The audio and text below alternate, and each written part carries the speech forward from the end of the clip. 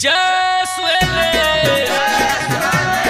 भैया हो, हम गायक सुजीत छैला सब भाई लोग से हाथ जोड़ के यही हो रहा बा कि हमरे अशोक भैया के भारी से भारी मतों से विजयी बनावा।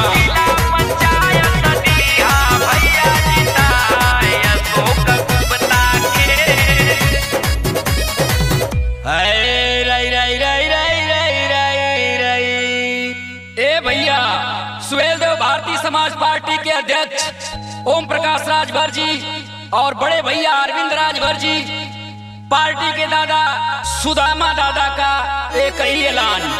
सुनाए भैया सुनाए चाचा, मचल बटे हाहाकार अब की सत्ता के, जिला पंचायत दिया भैया जिताए अशोक गुप्ता के, जिला पंचायत दिया भैया जिताए अशोक गुप्ता के, अशोक गुप्ता के।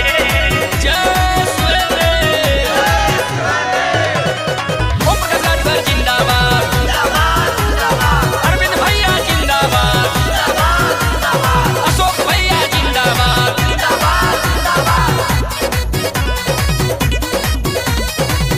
चुनावी समर में इनकर मचल बाटे हाला हो, बात व्यवहार या करम के बोला वाला हो, करम के बोला वाला हो। चुनावी समर में मचल इनकर हाला हो, बात व्यवहार या करम के बोला वाला हो। विकसवा के गांधी के चलल बयानी, ये बाटे विचार सगरो जनता के। सब लोग भैया हाथ उठावा, अपने भाई अशोक गुप्ता के भारी मतों से विजयी बनावा।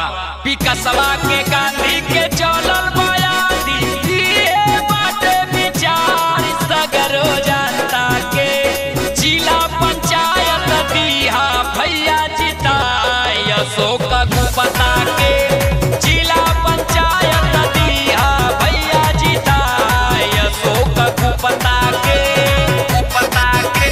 अशोक भैया जिंदाबाद, क्यों पड़े हो चक्कर में, अशोक भैया जिंदाबाद।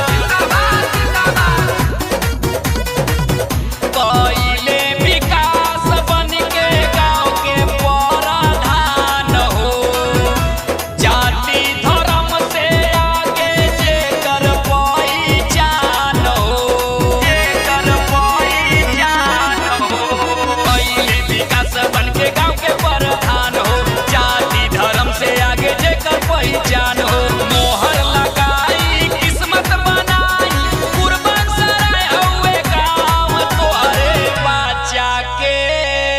देखा भैया अशोक भैया हमारे कुर्बान सराय जिला पंचायत मनिहारी पंचम से इनके जितावा जलो।